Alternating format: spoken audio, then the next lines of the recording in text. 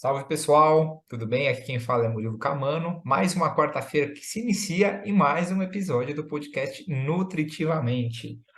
Hoje eu tenho o prazer de receber um gigante na área da nutrição. Eu vou puxar o currículo dele aqui. E quando eu estiver lendo o currículo, vocês certamente já vão saber de quem se trata. Então, ele é nutricionista formado pelo Centro Universitário São Camilo, pós-graduado em comportamento alimentar pelo IPGS.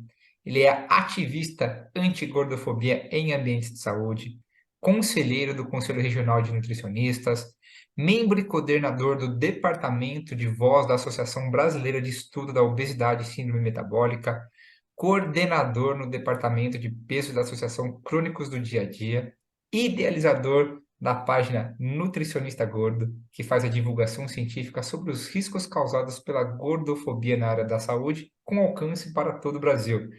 Senhoras e senhores, estou hoje com Eric Cusiol. Eric, muito obrigado por você topar participar do Nutritivamente, vai deixar o podcast, agiganta o podcast literalmente, com suas ideias, com sua atuação, com seu ativismo. Obrigado. Imagina, Murilo, prazer é meu estar aqui, eu que agradeço o convite de poder vir aqui conversar. A gente tem muita coisa aí, muita angústia para a gente refletir juntos e com a população, tentar mudar aí a situação da comida, do nutricionista, do paciente, da pessoa com obesidade. Então vai ser um encontro necessário. Não, obrigado mesmo. E eu já vou começar puxando o gancho aqui.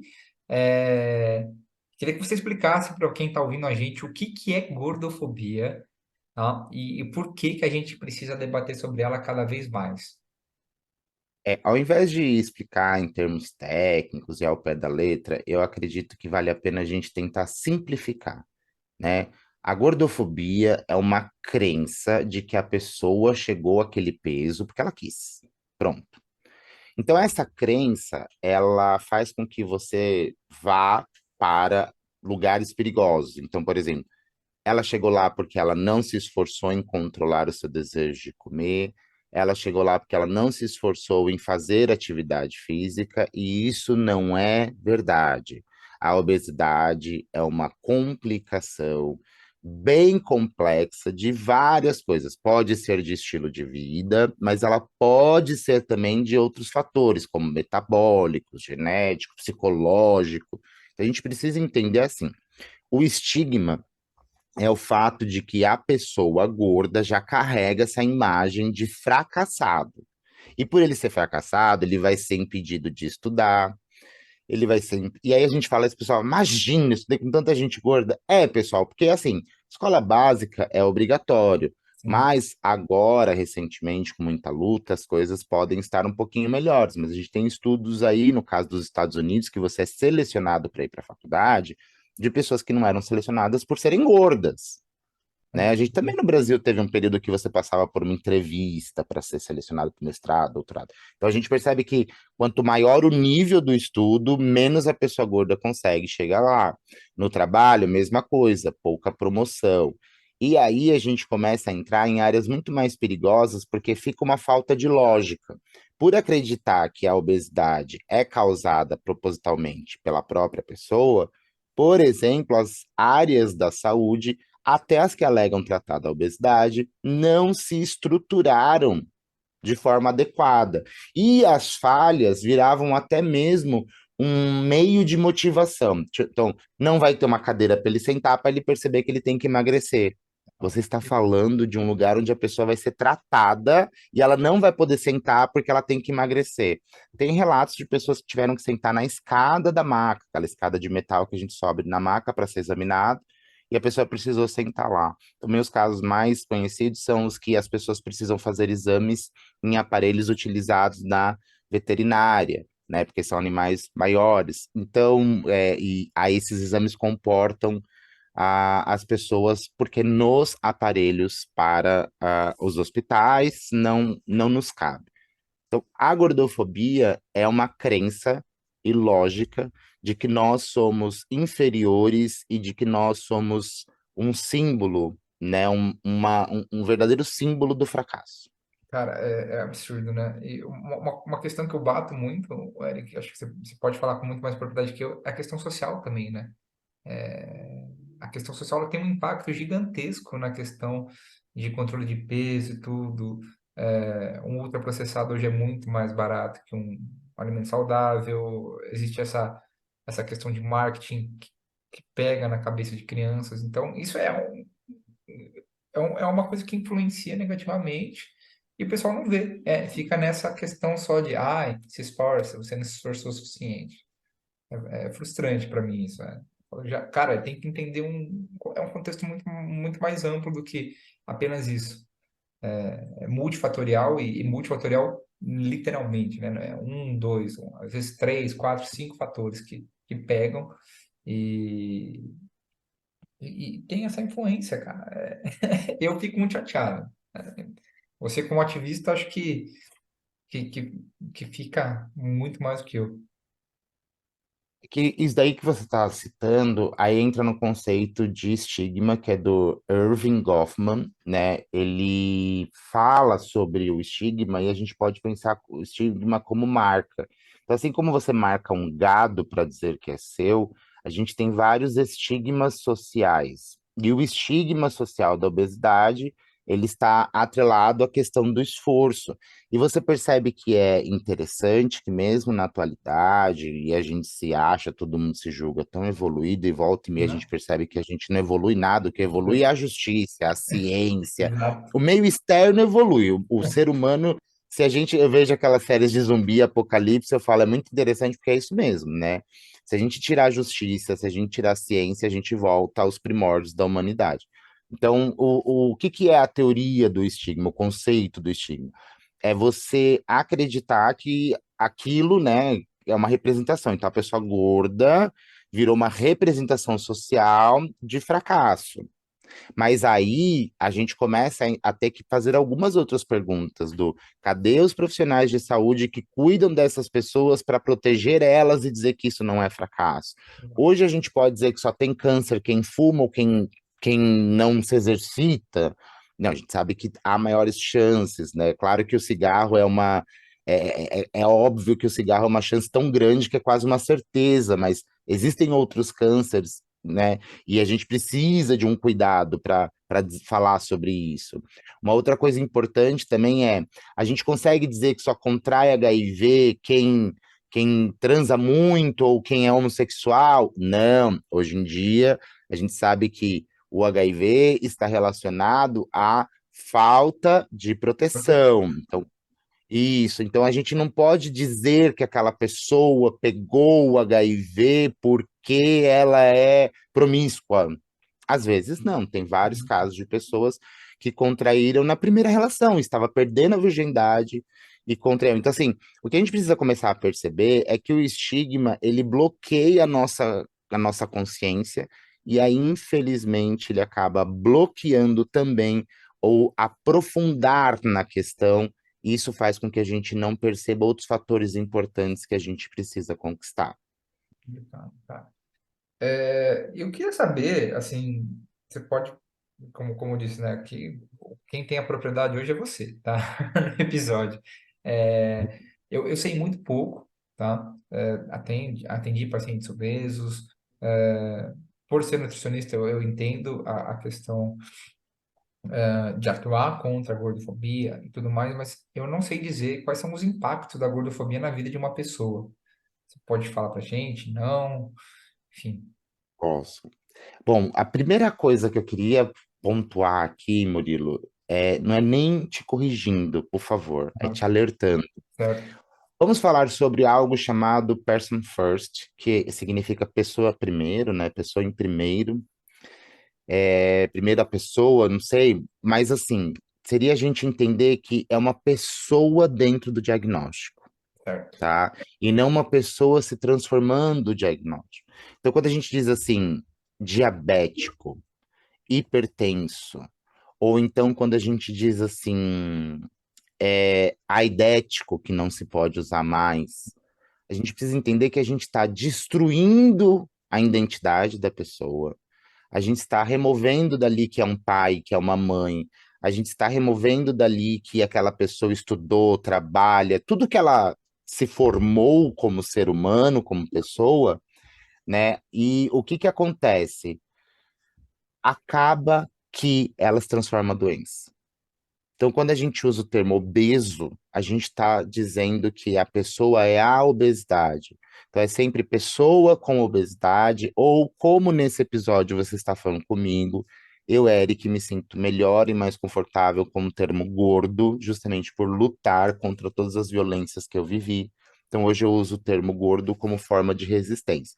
Então, esse alerta que eu faço aqui é justamente porque a gente precisa de coisas pequenas, coisas simples, que é entender que a pessoa ela tem obesidade, ela vive com obesidade, né? Ela está ali dentro de todas as batalhas dela, a obesidade é uma batalha dela.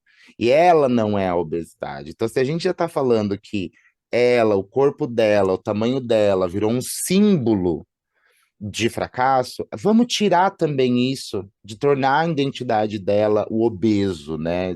Que Legal, não seja mais, certo? legal, muito, muito legal. Muito, muito, muito. Agora, o impacto. Bom, o impacto é a falta de acesso. Acho que esse é o maior impacto de todos, porque essa pessoa ela vai ter acesso negado a praticamente tudo. Hoje é considerado que a gordofobia é um dos preconceitos mais perversos que existe. Por quê? Porque, assim, quando a gente fala de outros preconceitos que existem, a gente sabe e fala de morte. Então, quando você fala de racismo, você sabe muito bem que as pessoas morrem às vezes porque alguém achou que aquela pessoa roubou ou ia roubar. Quando você fala de homofobia, a pessoa morre porque alguém acha que aquela pessoa vai destruir o futuro de uma criança dela ser hétero, então mata ela porque Deus não aceita, né, a homossexualidade, então é como se a gente não tivesse o direito de existir. Quando você fala de pessoa gorda, a gente talvez não sabe a morte que nos está reservada. Mas aí quando você vai buscar um exame, quando você vai buscar uma consulta, o caso daquele jovem, né, que morre porque disseram que ele não tinha uma maca, a gente morre, mas quando vão declarar, vão dizer que foi a obesidade que nos matou. E aí, quando você para para pensar que a gente tem dificuldade de acessar o estudo, porque sabe, Murilo, eu posso não conseguir estudar porque a professora não sabe por quê, mas não gosta de mim, não tem paciência comigo, isso vai afetar a qualidade do meu estudo, mas pode ser que não tenha também equipamento para eu sentar. A cadeira é um instrumento do meu estudo, Exato. né? E nós podemos estar falando que isso acontece, inclusive, em instituições particulares. Então, mesmo que você pague. Aí a gente está falando, então, que você vai ter o acesso negado na saúde, na educação. E se a gente tem um acesso negado no trabalho, como que a gente sustenta uma vida de qualidade? Então, você percebe que a falta de acesso vai tirando todas e qualquer chance da gente sobreviver. Mas mesmo assim, a gente vai morrer porque não emagreceu e a obesidade nos matou. Então, esse é o grande impacto da gordofobia. Podem nos matar, mas ainda assim a obesidade sempre vai ser a culpada. Vai ser, que absurdo, né, cara? Eu acho que é legal a questão que você leva, principalmente a sua luta no ambiente de saúde, né? E aqui eu já puxo para uma pergunta minha, que vale para todo mundo que está nos ouvindo, né? No ambiente de saúde, a gordofobia ela é pior do que no meio onde as pessoas não têm tanto acesso à informação, correto? Poxa, a gente está ali, a gente é profissional da saúde, não, a gente não deve, né? Foi o que você falou, tem que separar a pessoa da doença. Então, você acha que é pior os profissionais da saúde, a gordofobia no ambiente da saúde? Eu acho que hoje, por começarmos a debater, a gente percebe o quão grave e ilógico, eu não falo nem é irracional, mas é porque não tem lógica, não faz sentido a gordofobia no ambiente de saúde. Mas é difícil a gente mensurar, porque a gente sabe que a forma mais grave é dentro de casa, é a familiar. A gordofobia familiar é a mais grave. E geralmente são pessoas que estão tentando, né, ou acham que estão ajudando. Então ela é muito agressiva, pode acontecer até de agressão física. Então a familiar é muito grave. Na rua vai depender muito, e assim, falta-nos dados. Então não dá para a gente bater o martelo e dizer, o que a gente consegue dizer é assim, na área da saúde é o mais absurdo, porque era para ser óbvio que é uma doença, é um diagnóstico, tem muitas explicações científicas, mas aí por uma questão comercial, a gente deixa ali na superfície, porque a gente consegue utilizar do medo, a gente consegue utilizar do sensacionalismo para lucrar. Mas a gente precisa entender que ela é uma estrutura que foi formada, que vai impactar em todos, inclusive até em profissionais de saúde, então por isso que falta a razão da lógica para eles entender que não faz sentido a gordofobia. E assim, eu vivencio, tô em consultório já tem um tempo, e aí a gente entra, como você colocou, né? A gente tem uma sociedade hoje que ela pauta por padrão estético, né? Então, já ouvi de pacientes meus que nutricionista, que educador físico, que outros profissionais da saúde, eles precisam, entre aspas, ser o cartão de visitas. Eu acho isso um absurdo, né?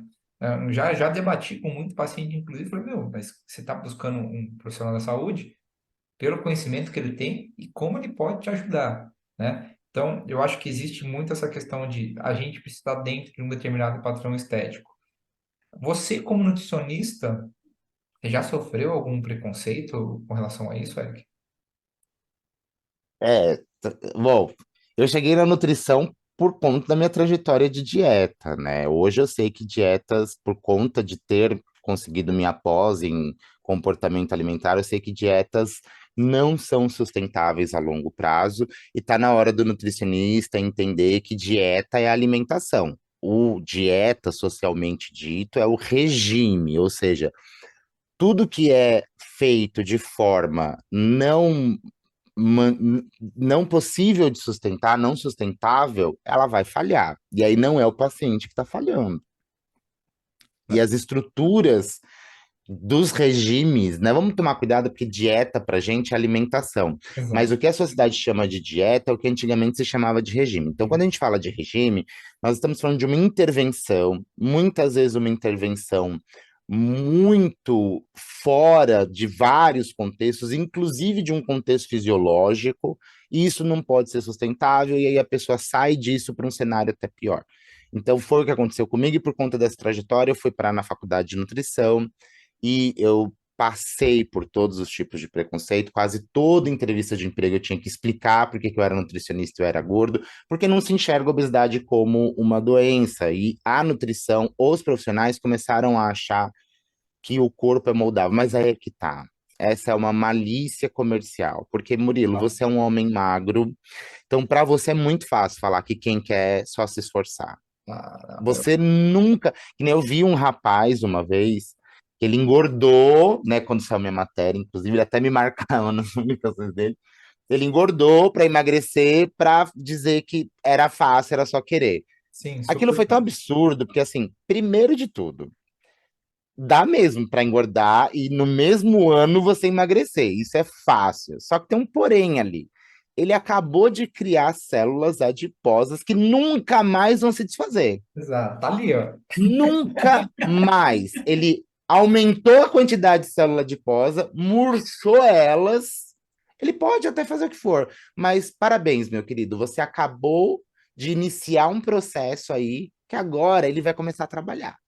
E ele pode, ele é paciente, ele é resiliente, porque eu falo, gente, a obesidade, a inteligência dela é alienígena. Você Tá. pode fazer o que quiser com ela. Você pode cortar o estômago, você pode cortar o intestino, você pode colocar a pessoa onde for, que ela consegue se adaptar e voltar ao seu sistema. Então é por isso que a gente precisa aprender a remanejar situações que a gente percebe nos prejudicar e que isso seja sustentável, né? Então, eu acho que é muito fácil a gente utilizar o nosso corpo, porque a magreza, a pele branca, o cabelo claro, tudo isso tem um valor social. Então, a aparência hoje, ela é um valor social. Você pode não ter dinheiro, mas você pode malhar e ficar musculoso, e isso você ganha um grande valor social. Na rua você vai ser visto, admirado, desejado. A pessoa pode voltar para uma casa que é horrível para ela viver ali. A pessoa pode passar o que for, mas ela é bonita. Pelo menos ela é bonita. Então, assim, a gente tem que entender que é um valor muito importante na beleza socialmente falando. Mas nós, enquanto profissionais de saúde, vender isso tem que ser algo, e a gente precisa aí do governo enxergar isso para que as leis e os processos éticos andem, né? Já já a gente fala de CRM. A gente precisa entender, sabe, Murilo, que assim, não dá para ser ético pensando assim. Ah, não, Não dá. é, Eric, como produtor de conteúdo e nutricionista, né, o que abre um grande abria, né, um grande leque de trabalho, hoje está mais complicado. Eu recebi várias propostas. Nossa, Bruno, você escreve bem, você fala bem. Eu tenho um produto aqui digital de emagrecimento, é só você assinar. A gente coloca a sua cara, fica, cara, não, para mim não cabe, cara. Eu não consigo aceitar isso, sabe? Tipo, e a indústria da magreza tá ali, né? Batendo, fomentando essa questão de preconceito, essa questão de não enxergar a pessoa, e sim, entre aspas, uma doença. Então, eu acho que a gente tem uma luta muito árdua pela frente aí, e, enfim. E assim que eu já puxo a próxima questão, né? A gente teve um crescimento, né, de obesidade por conta da pandemia, natural. Então, existe uma previsão de crescimento da obesidade no Brasil e no mundo, né? Só que, ao mesmo tempo, a gente tem aí um acesso cada vez maior à informação.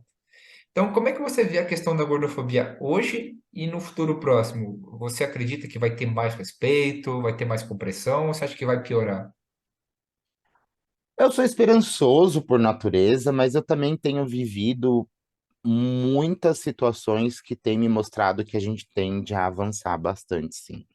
Só que o que eu acho que a sociedade ainda não está entendendo é que, e isso é muito legal para profissional de saúde, para qualquer um de qualquer nível entender, é que, sabe, as pessoas acham que melhorar, avançar em relação à gordofobia é permitir, ó, o estigma, presta atenção, permitir que a pessoa com obesidade se acomode e não emagreça. Ei! Emagrecimento é efeito colateral de um bom tratamento, e emagrecimento tem limite. E quando a gente quer vender, quando a gente quer lucrar, a gente tem uma dificuldade de falar para o paciente, ó, dá para você emagrecer o quanto você quer. Não é assim que funciona, né? Eu Não. vejo muitos colegas que não permitem esse debate, e é verdade. O corpo que engorda, ele vai emagrecer muito bem nas suas primeiras dietas, e depois você vai complicando todo esse metabolismo de ganho e perda de peso. E lembra que eu falei, você cria uma célula que para sempre vai estar lá, e quando ela murcha, outras vão ser criadas, e lembrando que se uma já está criada, ela só precisa encher. Exato. Ela não precisa ser, não precisa fazer uma célula para encher, não, Criar, você primeiro exato. enche, né? Então, assim, a gente precisa começar a perceber que tem todo um contexto que tem que ser analisado, de trajetória, de tentativa de dieta, de acesso à alimentação, nível social, tudo isso precisa ser visto, e eu acho que é isso que vai avançar. Eu acho que o que a gente agora precisa é começar a mostrar para a sociedade que debater sobre gordofobia é debater sobre qualidade de vida para todo mundo, de qualquer tamanho, de qualquer idade, qualquer cor. Exato. Qualquer coisa que você for vai melhorar. Por quê? Porque a gente vai falar de comida, a gente vai falar de acesso à saúde, a gente vai falar sobre ser compassivo com você mesmo, né? Até espirrei, desculpa, Murilo. Imagina. Então a gente vai precisar entender que o debate de gordofobia avançando vai avançar muitas outras coisas que precisam ser debatidas. Sabe por quê? Porque como a gordofobia deixou cravado essa estrutura de que o responsável é o paciente, então ele causou, porque assim, ele é coadjuvante, mas a gente precisa entender que o paciente ele não é o único, Exato. ele não é o autor, diretor e astro do tratamento, né? E também a gente tem que tomar muito cuidado quando alguém fala que ele é o ator principal. Não. Depende, né? Eu acho que a gente tem que pensar assim que, por mais que se tenha um ator principal, ele não é o único, né? Vamos pensar assim, ah, mas é um monólogo, o tratamento de obesidade é um monólogo. Pois é, mas alguém escreve, alguém cuida da iluminação, alguém cuida da cortina, alguém construiu aquele palco, alguém construiu aquele teatro. Então, com isso, eu tô querendo dizer o quê?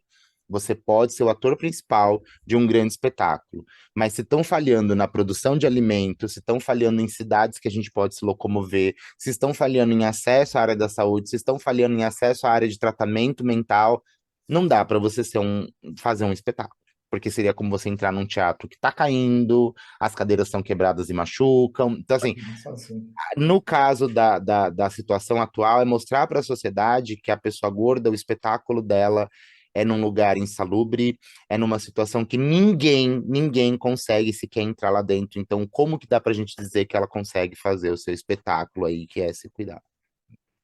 Olha, Eric, eu vou puxar aqui uma questão que me veio à tona agora, tá? A gente tem um roteiro aqui, mas é, eu queria debater isso com alguém e acho que a gente está num momento que eu posso debater com você. Eu, como nutricionista, como profissional da saúde, o que que eu gosto de levar em consideração saúde?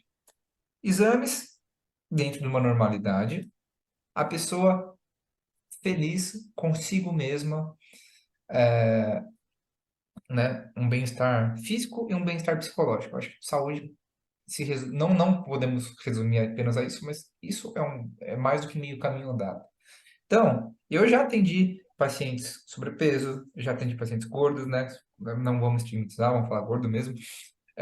Exames em dia, saúde em dia. Então, estava ali, níveis de glicose dentro do normal, colesterol bacana, triglicéridos legal, dorme bem, não tem pressão arterial elevada e se sentia bem consigo mesmo. Então, quem sou eu para falar que esse paciente não é saudável? Ele está bem consigo mesmo. Você concorda com isso? Não concorda? Ah, Eu não concordo, eu acho muito legal, porque eu entendo o seu esforço de muitos colegas em dizer, não, vocês estão saudáveis. Mas aham, aí a gente entra em choque com pessoas que ainda estão naquela visão superficial e estigmatizada, mas também entra em choque com a ideia e o conceito de um CID. uhum, Quando você tem um CID, é porque você está salientando para a área da saúde que aquela pessoa está com a saúde dela sofrendo, correndo, entrando em riscos. Então, não estar saudável deveria ser um alerta de vulnerabilidade, coisa que não acontece. Então, quando você tem no seu consultório uma pessoa com sobrepeso, com obesidade, ela tem um diagnóstico. uhum, Ela está saudável? Ela pode estar, naquele momento, em um estágio inicial desse diagnóstico. Então, não. Estar saudável seria uma pessoa que não está em vulnerabilidade e não precisa de atenção especial à saúde. É legal. isso que a gente tem que entender sobre estar saudável.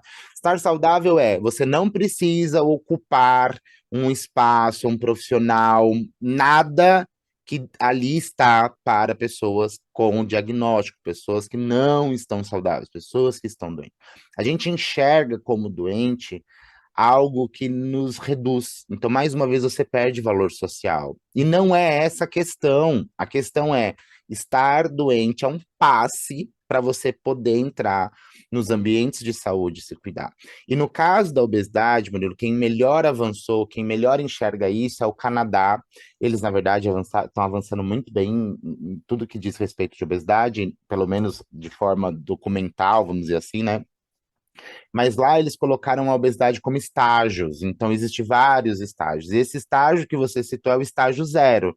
Se você está recebendo esse paciente ali, então é analisar, observar, acompanhar o que ele tem feito e ver se ali já há indícios de que ele pode evoluir para o próximo estágio, que é o que ninguém quer, nem você e nem ele. Então, entender também que este paciente entra no consultório e ele está com uma saúde muito boa, é entender que às vezes ele te procurou porque algo ele não está satisfeito. Ah, mas ele não está satisfeito com o peso. Legal. Para a gente mudar o peso dele, é preciso deixar claro para ele que tem que ser um trabalho muito cauteloso para a gente não causar aí desestabilização de uma obesidade que está muito bem estabilizada. Tá. Então, assim, olha, a sua obesidade está estabilizada, a gente pode emagrecer, mas para o emagrecimento, a gente vai precisar ir fazendo ajustes muito cautelosos, tá? Esses ajustes, cada vez que feitos, precisam ser mantidos, porque tudo que a gente põe e tira, a obesidade vê como uma crise, e aí você acabou de despertar ali a necessidade dela de evoluir de ir para o próximo estágio. Então, se a gente pensar em estágios, aí fica mais fácil de você entender. E também já passo isso para você e para qualquer outra pessoa. Estar doente não é uma ofensa. Estar doente é uma declaração mundial, a OMS está aí para isso, de que nós merecemos e temos o direito de ter acesso a tratamentos especializados.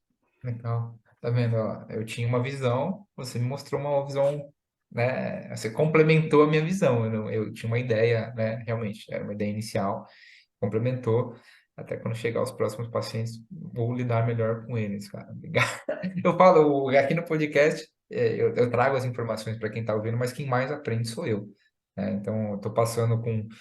Tem vários convidados que vêm, né? A gente já falou aqui sobre nutrição social, clínica, no materno-infantil, hoje sobre gordofobia. Então, cara, eu sou o mais feliz, porque eu não sei se todo mundo vai ouvir todos os episódios. Eu vou. O que mais vai aprender sou eu. Sim, você vai aprender muito. Isso é o mais gostoso de fazer isso. Exatamente, cara. Eric, eu queria falar agora sobre uma questão polêmica para nutricionistas. Você é conselheiro no Conselho Regional, né, o CRN3, né? E eu queria saber como é que é o seu trabalho no CRN aí como um ativista, enfim, porque, cara, todo mundo que eu converso, todos os nutricionistas, ai, meu conselho só bem, não sei o quê, não faz nada. Eu queria saber o que que você, qual é a sua atuação, quais são as suas lutas, as suas batalhas, o que esperar nos próximos meses aí que trocou a chapa faz pouco tempo. Conta pra gente um pouco, por favor. Eu só quis ir, assim, eu já tinha sido chamado há tempos atrás para ser conselheiro e por uma inexperiência e ingenuidade minha, eu perdi a minha chance de ser conselheiro, mas eu acho que foi muito providencial, porque foi antes da pandemia e foi antes da minha reportagem viralizar e eu me tornar um nutricionista gordo que hoje as pessoas conhecem. Mas aí recebi o convite de novo, mas eu aceito o convite porque eu também sou uma pessoa que pensa, o conselho não faz nada, não serve para nada. E eu queria estar lá dentro para falar isso na cara de todo mundo lá dentro, de todos os funcionários, dos conselheiros e de eu não pude fazer isso. Não por causa de que eu ia ser processado, não por causa. Não, foi porque eu fiquei chocado e assustado com a batalha que existe lá dentro.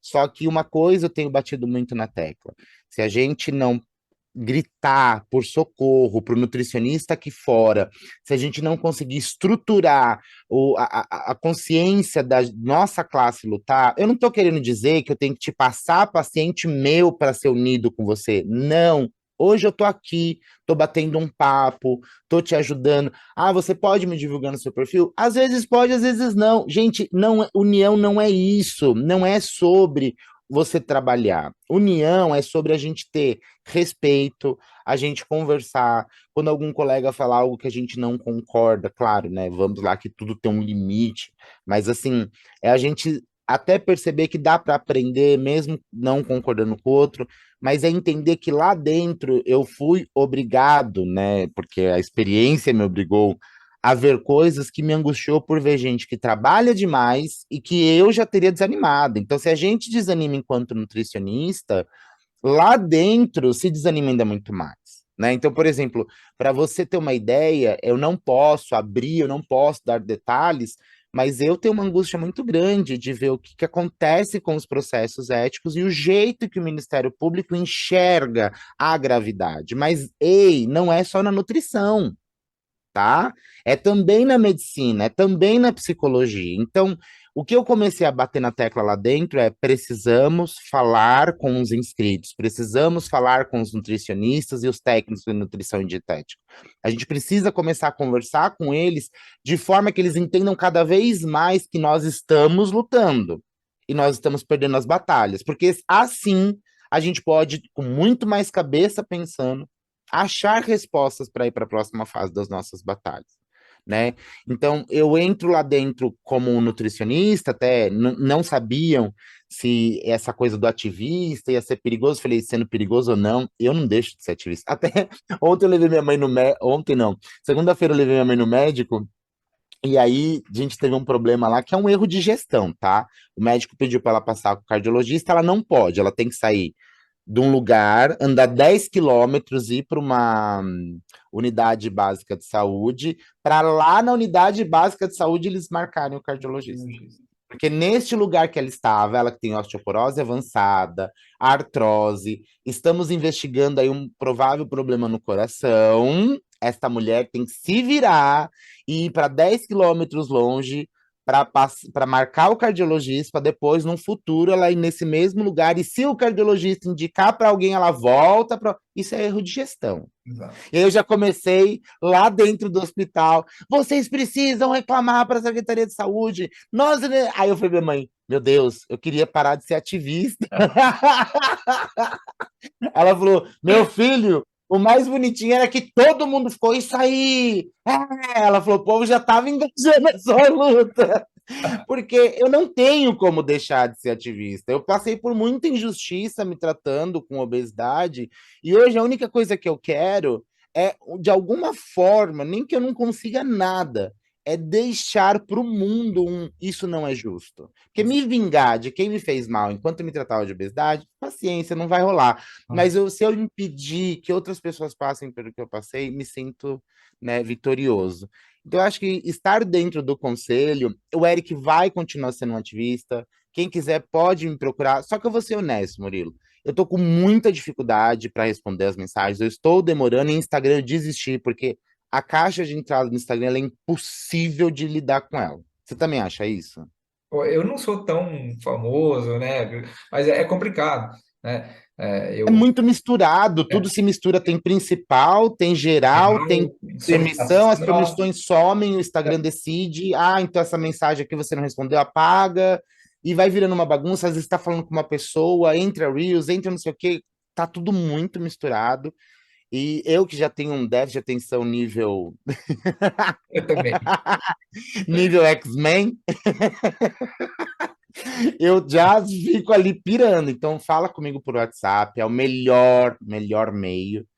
E vamos conversar. E eu, assim, hoje o meu maior desejo é estar lá dentro e ser visto como um colega de verdade, entendeu? E eu já falei, mesmo que eu seja expulso de lá, eu não vou ficar lá para ver coisas que não dá para manter, não dá. O que eu posso te dizer é que essa chapa, lógico, né? Eu não tinha um conhecimento aprofundado, eu conheci algumas pessoas dessa chapa, aí eu fui atrás do currículo delas, fui atrás de ver o que elas fazem, fiquei bastante animado de ver que eram pessoas que tinham trabalhos interessantíssimos e pessoas que trabalharam muito e duro a vida toda, então isso já me deixou mais satisfeito, mas eu queria mais, eu queria saber se essas pessoas tinham uma visão da gravidade que nós estamos vivendo, eu queria saber se elas tinham noção do quanto está nos faltando trabalho, eu queria essas percepções dessas pessoas, e eu vi isso. Só que aí veio a parte, né?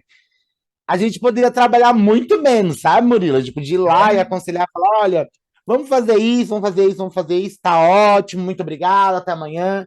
Não, essa chapa, eles querem mesmo fazer a revolução e eles têm pouquíssimo tempo, tanto que a gente está lá desde o começo do ano, e eu não sei se você sabe, mas tem uma angústia muito grande, porque assim, como existem muitos processos burocráticos, a maior parte das coisas a gente consegue fazer para o ano seguinte. Então a gente entra esse começo de ano e tudo que a gente está fazendo é entregar o que estava planejado o ano passado para poder então planejar. Então a gente sempre vai ver o trabalho de uma chapa que entra no ano seguinte, porque ela tá, na verdade, ela só consegue, o ano que ela entra, ela tem que entregar o trabalho planejado. e no ano seguinte ela consegue entregar o trabalho dela. Então é para o ano seguinte que a gente vai conseguir entregar o nosso trabalho. Então, o que que a gente tem feito? Trabalhado para entregar o que foi planejado e planejar um novo ano. E a gente está tendo ali toda uma reestruturação, porque o que hoje a gente conseguiu deixar extremamente claro para dentro do conselho e para qualquer conselheiro é que não há possibilidade alguma e nenhuma do conselho existir sem vídeo, sem podcast, sem assim uma forma maciça de toda a imaginável, possível e imaginável comunicação, porque a gente precisa que os nutricionistas o tempo todo tenha de forma rápida informação do que está acontecendo, como se fosse um jornal mesmo, tipo, ó, tá acontecendo isso, tá acontecendo aquilo, então, né, que nem teve Conceia. Será que as pessoas foram participar dos Conceia? Eu fui e eu vi que assim, é vital a presença do nutricionista lá, e a maioria dos nutricionistas não ficaram sabendo que teve. Então, tudo isso está sendo uma experiência que eu não imaginei que eu ia gostar tanto, e não imaginei que dentro do conselho ia fazer tanto sentido ser o Eric ativista. É político, né? Eu falo, nutrição é política, né? Enfim, eu acho que a gente tem, desde o comer até a questão de promover saúde, enfim. E acho que você enxerga dessa maneira também, né? Cara, é demais, e assim, é muito surreal que a nossa classe antigamente falava assim, ai, nutricionista não debate política. Pô, velho, é absurdo, né? Mas todo mundo tem que debater. As pessoas precisam acordar e entender que política não é partido. Exatamente. Partido é um caminho que você escolhe, né? Então, se você vai ser de esquerda ou de direita, é um Exato. viés, uma inclinação que você escolhe para fazer a política, mas a política é outra história. Então, é como se a gente dissesse assim: vamos fazer uma festa? Uma festa é o objetivo. Agora, se a gente vai fazer essa festa com tal roupa, se a gente vai fazer essa festa com tal tema, se a gente vai fazer essa festa na praia, no campo, num salão, a gente vai. Isso daí é o partido. Agora, a festa, a regra dela é reunir pessoas, ser prazeroso, divertido, comemorar. E a política é isso. E eu acho que o que está nos faltando, Murilo, e a gente até estava debatendo isso ontem, a gente precisa de praticamente uma formação para o nutricionista sobre política. Política, para o nutricionista entender que se a gente não debater política, a gente vai passar fome, a gente vai desistir da nossa profissão. Porque Exato. lá dentro nós temos comissões que falam da comunicação, que falam da política pública, comissão que vai falar sobre questões relacionadas, por exemplo, à ética, a gente vai ter a fiscalização, e a gente vai ter uma comissão para cada coisa, mas ainda assim, quais comissões que a gente mais depende, quais comissões que o nutricionista talvez gostaria de ter mais resposta, o que que cabe ao CRN, o que que cabe ao sindicato, porque o nutricionista a gente esquece que existe sindicato, e por que isso? Então, tudo isso a gente tem que debater. Eu não estou querendo dizer que de lá a gente vai trazer a resposta cabal para tudo. O que eu estou querendo dizer é, nós precisamos debater para achar respostas. Quanto mais cabeças pensam sobre alguma coisa, mais a gente pode encontrar soluções. Eu tive um podcast com a minha coordenadora, a gente debateu isso, né? Ela é nutricionista hoje no âmbito social. E eu falei para ela, falei, já que a gente precisava ter uma disciplina, né, na faculdade sobre política mesmo, para o estudante já sair com a cabeça, opa, né? Da mesma forma que eu acho que tinha que ter educação nutricional em todas as escolas, né? Enfim, então é legal você colocar isso para a gente, Aí é né? isso, entendeu? Se todo, imagina, olha, nós somos em torno de 70 mil. Imagina 70 mil pessoas fazendo barulho, e falando, e postando, e acontecendo sobre educação nutricional nas escolas, sobre estruturas melhores para tratamento de nutrição no SUS. Sabe, assim, a gente tem que começar a querer. Então, assim, filho, você gosta de quem? Qual político você gosta? É do partido X? Faça esse político falar sobre nutrição. Exato. Vai lá cobrar, entendeu? Eu gosto do partido Y. Eu vou lá no meu partido, eu vou lá ver o que eles estão falando de alimentação. Eu vou lá, às vezes, saber se eles estão querendo saber alguma coisa sobre nutrição. Eu quero que eles me representem, Exatamente. porque eles são o caminho para eu chegar lá na política. Porque não adianta eu lá bater na porta do Planalto. Dá para fazer isso. Mas eu preciso de representantes lá dentro, porque eu não vou ficar lá todo dia e toda hora, não tem condição para isso. Exato. Então, eu acho que é a gente começar a perceber que nós estamos precisando, juntos, encontrar trabalho para a nutrição. Né? Precisa, precisa mesmo. Inclusive, você como nutricionista, você é multi-atarefada, né, Eric? Outra das suas atuações se dá ali na Associação Crônicos do Dia a Dia, né? A associação ela nasceu ali para tornar a vida das pessoas que convivem com doenças crônicas melhor. Então, eu queria saber também como é atuar nessa associação, como está a associação hoje e quais são os próximos passos para o futuro próximo.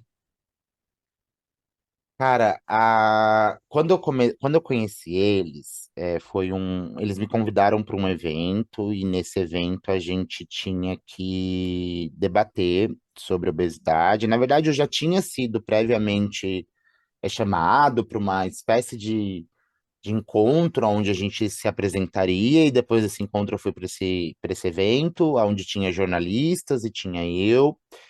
E foi um debate muito, muito, muito maravilhoso. Mas eu sempre tenho um pé atrás, porque se tem uma coisa que a vida toda eu senti foi que eu era usado em determinadas situações, que na obesidade você é muito usado, então existe um interesse muito grande em te ajudar, em fazer algo por você, mas a pessoa quer mais é que você pague um produto ou um serviço. E você quebra a cara porque você vai pagar, não vai ter resultado, a culpa vai ser sua e o dinheiro quem perdeu foi você. E aí, quando a CDD se aproximou, eu já fiquei com 10 pés atrás, porque eu falei, porque depois dessa história de eu contar a minha trajetória, de ser uma pessoa gorda, de sofrer preconceito, apareceu muito mais gente para me usar. Eu vou lá e conto uma história assim, eu fui usado. Aí o que que as pessoas que leram, nossa, que legal, vou usar também, né? Ele já tem experiência em ser usada, basicamente assim. Nossa, cara, Então, quando eu conheço a CDD, eu vou com muito cuidado, muito cautela. E, cara, eles me mostraram assim, paciência, tolerância, respeito legal. e principalmente me dar condição de acreditar na minha luta, porque eu também, eles temiam que eu desanimasse, então eles chegaram no momento antes de eu desanimar, passei por situações recentemente, onde eu fui para um evento e eu fui tratado de uma forma desrespeitosa, mas a gente tem que tomar muito cuidado. Quando alguém chega na sua cara e joga o preconceito em você, você explode, você devolve, aquilo fica ali nítido e claro. Mas quando a gente fala de racismo, homofobia e gordofobia, a gente tem que entender que são ações muito silenciosas, tá? E as pessoas vão fazendo coisas com você que acaba com você. Então, por exemplo, as mulheres entendem muito bem isso. Quando elas falam sobre assédio que elas vão sofrendo e o quanto aquilo vai dando, né, nojo nelas, só que aquilo vai te afetando. Porque você, às vezes, não tem como apontar aquilo, mas aquilo está acontecendo. E foi aí que eles me deram o maior amparo que eu nunca imaginei receber na vida, me mostrando para que eles estão ali. Eles recebem a todos que trabalham ali no CDD, eles recebem preocupados com ansiedade, preocupados com déficit de atenção, então todas as suas limitações são respeitadas. Ali dentro é um ambiente que hoje eu enxergo como muito saudável, muito seguro. É uma associação que surge, né, para ajudar quem tem esclerose múltipla e também ajudar por melhores acessos a tratamentos e opções de tratamento e tudo mais. E hoje a CDD abre essa luta também para a obesidade, porque existe a ABESO, que é uma associação que traz informação técnica sobre obesidade, mas não existia uma associação para o paciente, porque a ABESO você consegue, enquanto profissional de saúde, fazer parte dela, você consegue ser membro, você consegue colaborar. Mas e o paciente, como que ele fica? Né? Então a CDD ela surge aí para dar essa chance do paciente e vale muito a pena. Tem várias outras condições, até raras, que eles também estão criando luta. A gente hoje tem pessoas lá dentro que debatem políticas de medicações no SUS. A gente tem, por exemplo, uma pessoa lá dentro como a Sandra, que debate sobre dependência, então ela está na política do tabagismo, e tudo isso ali é justamente para começar uma luta que eu preciso muito que a sociedade desperte. A luta de você ter a segurança, né, da sua saúde, da integridade da sua saúde. Então, Então, tudo isso é lutando para quem precisa. Lembra que eu falei?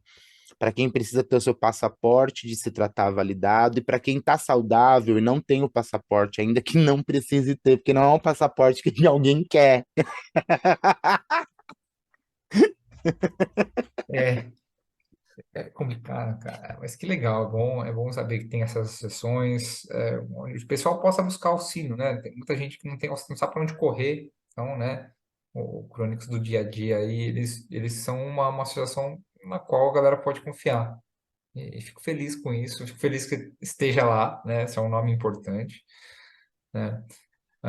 Érico, cara, eu sei que você é um cara muito, muito, muito ocupado, né? Então eu não quero tomar muito mais seu tempo. Tem mais um termo na reta final aqui do nosso episódio. Imagina, não se preocupe, vamos lá. Eu pergunto para todo mundo que vem aqui, tá?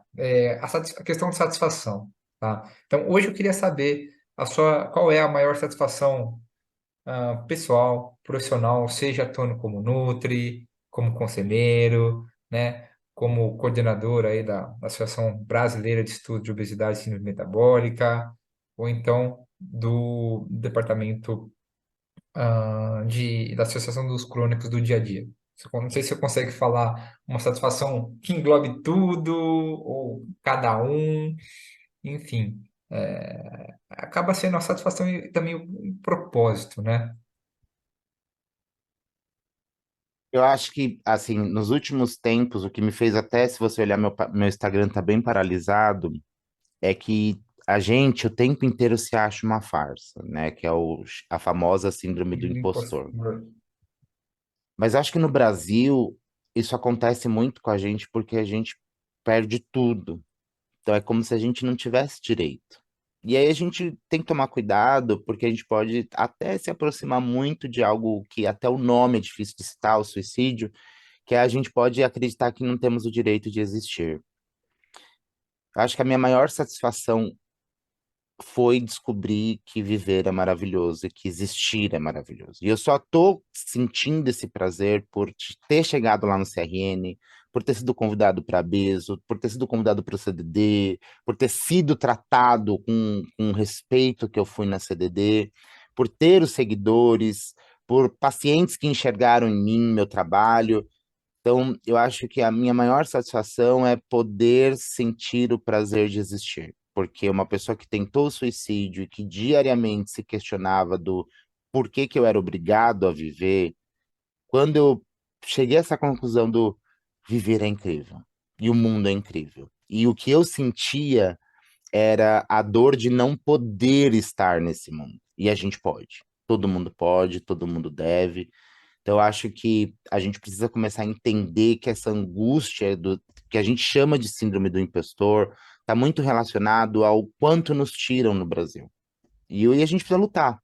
Sabe, Murilo, eu acho que talvez não é justo a gente ser quem lute, mas alguém lutou no passado, né? Então, hoje eu tô aqui, eu sou uma pessoa que vivo num mundo onde muitas pessoas negras conseguiram coisas. Eu recentemente descobri que eu não era uma pessoa branca. Você tem noção do quanto a gente vive estruturas equivocadas no nosso país. Então, hoje eu falo assim, eu sou gay, eu sou homossexual, homossexual, falo que, nossa, não sei se alguém no meio gay usa essa palavra aí, mas eu sou gay, eu consigo falar isso em qualquer lugar, para qualquer pessoa. Claro, é perigoso ainda, mas eu posso. Existe uma lei, pessoas morreram, pessoas lutaram. E a luta, no caso da homofobia, foi com pedra e pau para cima de uma polícia que fazia com maldade mesmo ali para cima deles, e transexuais e travestis disseram não, basta, chega, é todo final de semana esse inferno. E o que ninguém sabe, que é uma coisa que precisaria se falar cada vez mais, é que a polícia ia lá pegar o dinheiro da prostituição delas, porque elas não podiam trabalhar, elas não podiam existir, então elas iam para prostituição, e toda noite eles iam lá e limpavam o bolso delas. Então, a gente precisa começar a entender que os preconceitos acabam dando força, prazer de existir, dinheiro e tudo para alguém, e tira da gente a chance e o direito de viver. Então, o meu maior prazer, Murilo, é descobrir que existir é maravilhoso. Perfeito. Ó, forte. Legal. Muito bom. Muito, muito, muito bom mesmo. Eric, para finalizar, antes de te agradecer, onde o pessoal pode te encontrar? Sei que a gente já falou tudo aqui, mas se quiser reforçar, Flora, se o pessoal quiser. Olha, vai no Google e escreve nutricionista gordo. O gordo. Ah, e, gente, é nutricionista gordo que é para afrontar uma piada, porque as pessoas diziam assim. Mas só me faltava um dentista com dente podre, um cardiologista que fuma e um nutricionista gordo. Essa era uma piada pronta. O Murilo perguntou sobre cartão de visita e eu comecei a rir. Eu achei que não seria muito educado dizer, mas, ô Murilo, você já imaginou como seria o cartão de visita de um proctologista? Nunca tinha pensado. Doutor, deixa eu ver se o senhor é um bom médico. E assim, ó, se o cardiologista fuma, às vezes ele tá com alguma questão grave, a ponto dele ir para um vício, que é uma doença. Se um Exato, dentista tá com dente podre, cara, na moral, primeiro que o dentista não vai conseguir tratar do seu próprio dente, porque a gente provavelmente. precisa que ele veja lá dentro. Mas assim, Exato. ele vai ter amigos, hoje em dia tem implante. Se ele nem isso fez, também ele deve estar. Então a gente está de novo falando de profissional de saúde doente, e do jeito que as pessoas falam das coisas, elas acham que profissionais de saúde são imaculados, e não, Não, nós não somos nada imaculados. nem Na um pouco. verdade, é muito mais difícil quando você tem um problema de saúde, você sabe muito bem tudo, todos os detalhes, né? Porque quem tem a esperança da ignorância, que nem quando você Exato. não sabe o que pode acontecer, Não você é tem só uma muito mais. dádiva. É É, muito difícil carregar o fardo de saber certas coisas. Então é exato. só nutricionista gordo em qualquer lugar que você vai me encontrar. Legal. Eric, queria falar para você e para todo mundo que tá nos ouvindo. Cara, eu aprendi demais hoje, né? Deu quase uma horinha de conversa aí. Foi muito bom, foi muito legal. Cara, eu espero, eu tenho uns planos aqui pessoais, um mestrado em saúde pública. Então, cara, eu acho que a gente vai se encontrar bastante no futuro próximo, cara. Eu espero aí a gente se encontrar em Vai, Murilo, vai para o mestrado e vamos lutar, porque as pessoas férias, aí vamos precisam lutar. entender a importância de acessar a saúde. Exato. Eric, obrigado, obrigado mesmo de coração. É, Cara, se precisar da minha parte aqui, eu estou à disposição para lutar junto. Sou entusiasta da nutrição, assim como você, e a gente está precisando de espaço, a gente está precisando gritar. É, eu acho que união é o momento. Eu acho que a gente está num ponto de. Tá um ponto perigoso, é um ponto de virada, ou a gente vai ficar como está. E a gente precisa É, vir. Murilo, como eu te disse, conta comigo. Se eu não tiver tempo, a gente se entende, mas a gente precisa, juntos, porque sozinhos a gente não está conseguindo. Não. Eric, obrigado de coração, e a gente se encontra em breve. Um forte abraço. Esse foi mais um episódio do podcast Nutritivamente. Canção de abertura Credit Horizon. Trilha sonora de finalização Unwound Oaks Studio. Direção criativa, produção executiva, consultoria científica, edição e concepção Murilo Camano Muro.